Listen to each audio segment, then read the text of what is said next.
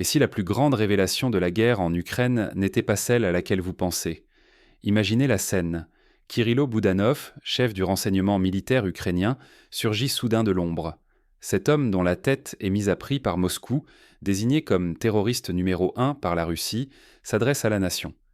Mais au lieu de proclamer une victoire attendue, il livre deux vérités qui ébranlent la version officielle de Kiev.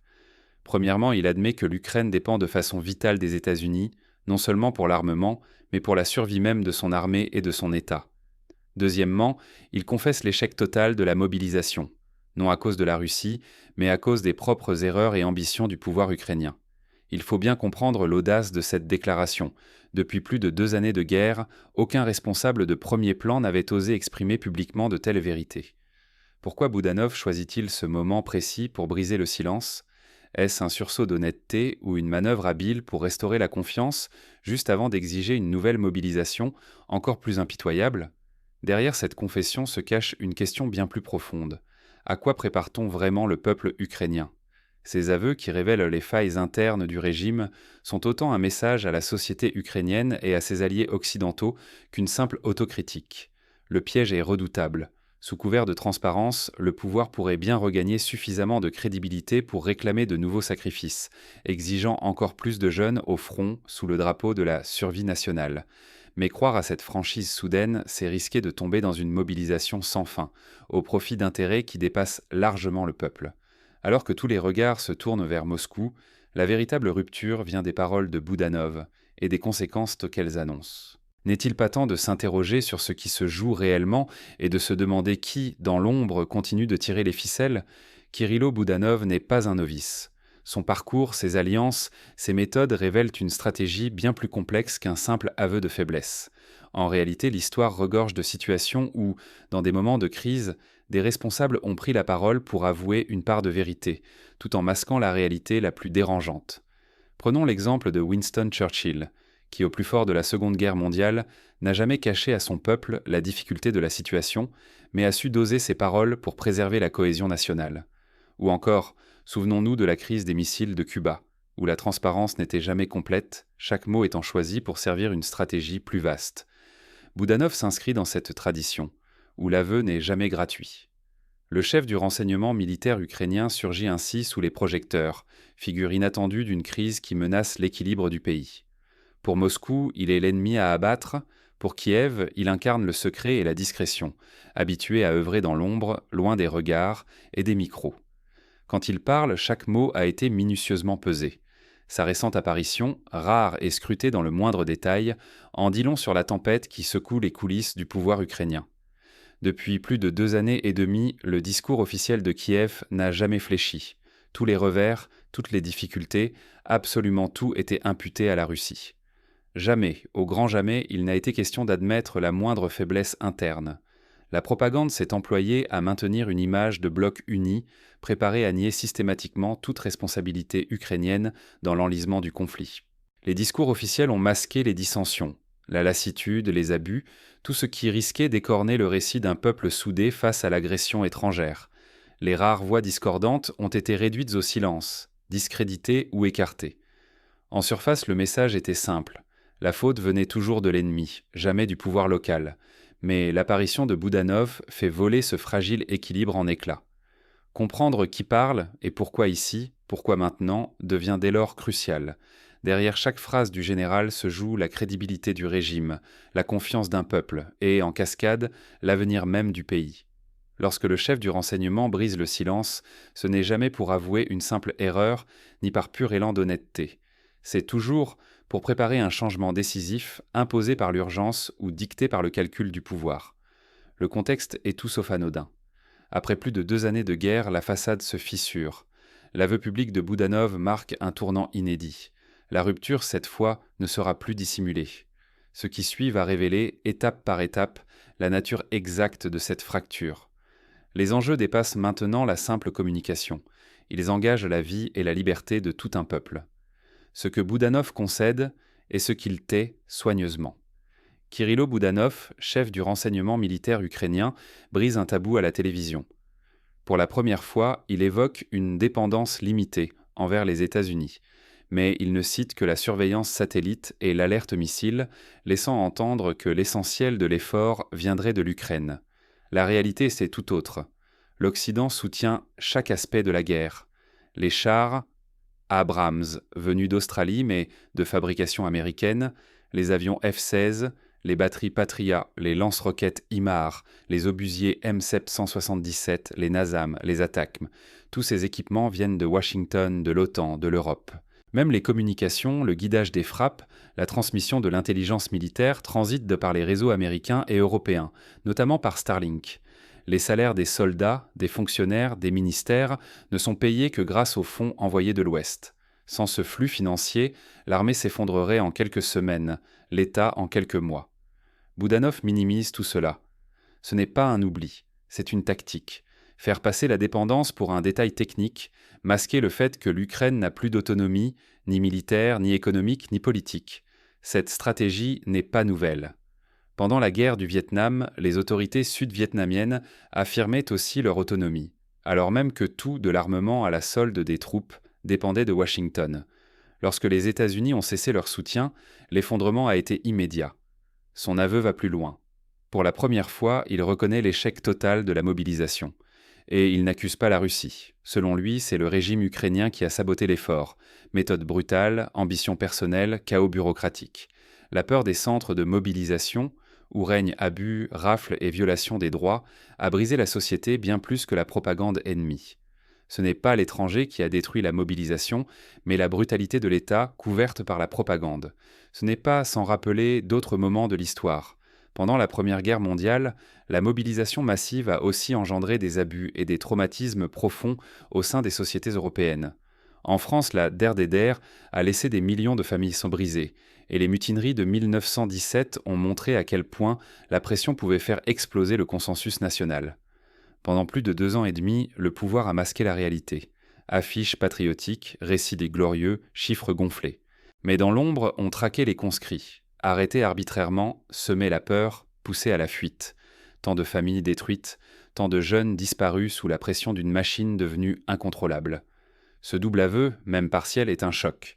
Reconnaître la vérité, même tronquée, c'est risquer d'allumer une révolte. Cela peut réveiller la colère du peuple ou bien préparer les Ukrainiens à accepter de nouveaux sacrifices, imposés au nom de la survie nationale et de la nécessité occidentale. En exposant la faillite du système, Boudanov ne prend pas qu'un risque politique. Il tente de retourner la honte en armes. Un régime qui s'accuse pour mieux resserrer les rangs, pour exiger plus d'obéissance, pour demander un tribut toujours plus lourd. Mais pourquoi cette confession maintenant ? Pourquoi alors que la société ukrainienne s'épuise et que la guerre s'enlise ? Le choix du timing n'est pas un hasard. Il prépare l'opinion à une nouvelle étape, où la lucidité affichée servira à justifier l'impensable. La vérité devient-elle la nouvelle arme de persuasion ? Kirilo Boudanov, chef du renseignement militaire ukrainien, quitte l'ombre des casernes pour s'imposer comme le général honnête. Face à des politiciens discrédités, il incarne l'espoir d'une voie claire dans le chaos. Son aveu brutal, que la mobilisation a échoué par leur propre faute, résonne et sa franchise semble presque salvatrice. Mais pourquoi cette sincérité soudaine ? Derrière le masque du héros lucide se cache une opération de communication savamment orchestrée. L'Occident, principal soutien financier et militaire, conditionne désormais son aide à une relance énergique de la mobilisation. Kiev doit convaincre sa population d'accepter de nouveaux sacrifices, sous peine de voir les flux d'aide se tarir. L'usure de la propagande et la défiance envers les élites civiles forcent le pouvoir à changer de messager. Il fallait un visage neuf, crédible, pour porter un message amer. Encore plus d'enrôlement, encore plus de pertes. Ce visage, c'est Boudanov. Sa réputation d'homme d'action, son absence de scandale et son aura de professionnel lui confèrent la confiance que les autres ont perdue. On retrouve ici des ressorts utilisés maintes fois dans l'histoire. En Russie, lors de la Révolution d'octobre, les bolcheviks ont su présenter la vérité de la misère sociale pour s'attirer le soutien populaire avant de durcir le régime. En Allemagne, la République de Weimar, fragilisée, a vu émerger des figures nouvelles qui promettaient transparence et renouveau, mais cachaient mieux des ambitions plus sombres. Les aveux de Boudanov ne sont pas une fracture honnête, mais une stratégie calculée. En admettant une part de responsabilité, il investit dans la confiance populaire. Ce capital de sincérité servira bientôt à faire accepter une nouvelle vague de mobilisation, imposée de l'extérieur mais enveloppée du vernis de l'intérêt national. La rhétorique évolue, la mécanique reste inchangée. La vérité n'est pas là pour réformer, mais pour manipuler autrement. Le public, épuisé par la guerre, croit enfin trouver un sauveur, alors qu'il ne s'agit que du nouveau visage d'une stratégie occidentale inchangée. Le danger est immense. Croire à cette sincérité, c'est risquer de tomber dans un piège renouvelé. La confiance serait une fois de plus instrumentalisée, poussant une génération entière à de nouveaux sacrifices, sans véritable espoir d'un changement de cap. Il reste à comprendre comment démasquer à temps cette nouvelle forme de manipulation. Quels sont les outils pour ne plus tomber dans le piège de la prochaine opération de communication? Mais la question demeure. Le public saura-t-il discerner la manipulation derrière cette apparente honnêteté? La suite révélera si la confiance populaire peut enfin résister à la mécanique bien rodée du pouvoir. Comment déjouer le piège du soi-disant général honnête? Cette question est cruciale pour chaque Ukrainien, mais aussi pour tout citoyen confronté à une crise face à la nouvelle stratégie du pouvoir. Première mise en garde, la sincérité partielle est souvent plus dangereuse qu'un mensonge pur. Elle crée une illusion de transparence tout en masquant les vérités les plus dérangeantes. Un aveu spectaculaire, soigneusement dosé, peut désarmer la méfiance et offrir à celui qui le prononce une crédibilité inédite. Lorsque le pouvoir pratique l'autocritique, posez-vous la question: à qui sert cette soudaine franchise? Est-ce un véritable changement de cap ou un simple calcul pour gagner du temps, restaurer la confiance et préparer de nouvelles mesures plus dures? L'exemple de Kirilo Boudanov est révélateur. Sa confession publique n'est pas un acte d'honnêteté désintéressée, c'est un outil. On utilise une parcelle de vérité pour manipuler l'opinion, redorer l'image du régime et justifier déjà la prochaine vague de mobilisation. Ne vous laissez pas tromper par les symboles, le visage du général honnête, la posture du chef qui critique son propre camp. Tout cela est ses pensées pour inspirer la confiance. Derrière les mots, observez les faits. Examinez ce qui se cache derrière les aveux. Quelles informations restent dans l'ombre? À qui profite cette nouvelle version de l'histoire? Ne vous contentez jamais d'un seul récit, même solennel. Cherchez la réalité, la dépendance réelle du pays, l'état de la mobilisation, les intérêts en jeu. Rappelez-vous, la mobilisation, enveloppée de la parole d'un chef respecté, peut cacher la continuité d'une répression qui ne faiblit pas. Un visage neuf, une confession sincère, ne change rien si les méthodes demeurent identiques. Lire entre les lignes, ce n'est pas seulement exercer son esprit critique, c'est protéger ses droits, sa sécurité, sa vie. Ceux qui acceptent la nouvelle rhétorique sans la remettre en question risquent d'être, encore une fois, happés par une machine qui broie sans pitié, au nom d'intérêts extérieurs. Voici l'essentiel. Ne soyez pas dupes de la franchise affichée. Suspicion et vérification sont vos seules protections face à un pouvoir qui recycle ses méthodes sous de nouveaux habits. Interrogez, doutez. C'est le seul rempart contre la prochaine vague de manipulation et la spirale de violence qui menace de s'aggraver. Mais alors, comment résister à cette mécanique bien huilée? Il existe des moyens concrets pour préserver son esprit critique et échapper à la manipulation. Voici quelques pistes pratiques, inspirées aussi bien de l'histoire que des sciences de sociales. Premièrement, diversifiez vos sources d'informations. Pendant la guerre froide, ceux qui ne se fiaient qu'à la Pravda en URSS ou au Washington Post aux États-Unis vivaient dans des réalités parallèles. Aujourd'hui, multipliez les points de vue, lisez des médias ukrainiens, russes, occidentaux et même des analyses indépendantes. Deuxièmement, interrogez systématiquement la temporalité des annonces. Pourquoi ce message à ce moment précis? Au lendemain de la crise de Suez, par exemple, la France et la Grande-Bretagne ont communiqué sur leur retrait comme un choix stratégique, alors qu'il s'agissait d'un revers imposé. Le timing des aveux n'est jamais neutre. Troisièmement, cherchez les conséquences pratiques derrière les mots. Un discours n'est jamais qu'une promesse, ce sont les actes qui comptent. Après les aveux de Boudanov, surveillez les lois votées, les décrets signés, les nouvelles campagnes de mobilisation. L'histoire des dictatures du XXe siècle montre que c'est toujours après un moment de vérité que les répressions s'intensifient. Quatrièmement, encourager les débats publics.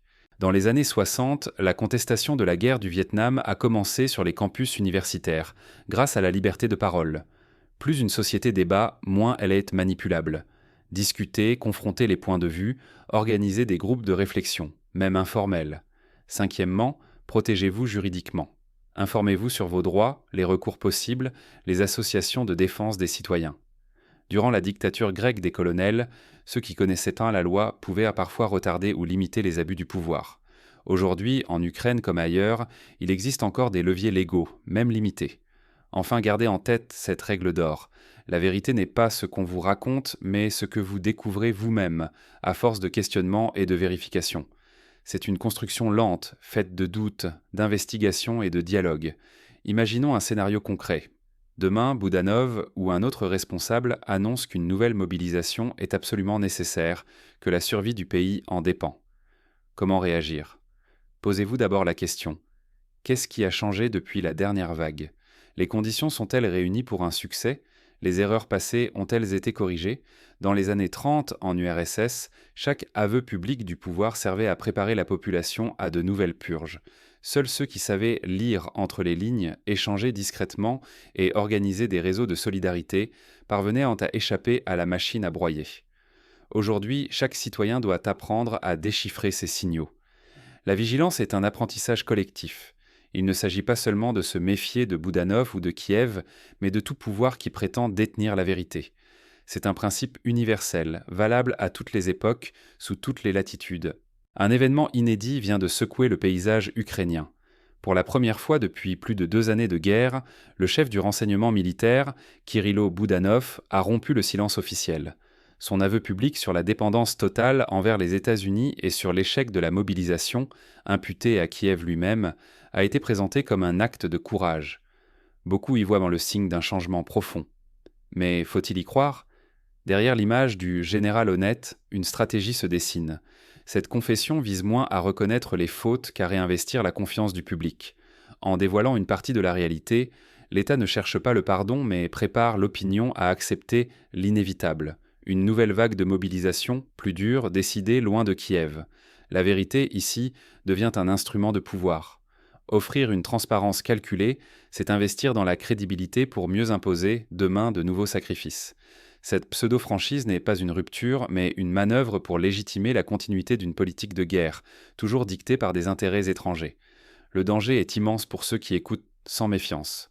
Croire à cette ouverture, c'est risquer d'être à nouveau happé par la spirale de la mobilisation et de la répression.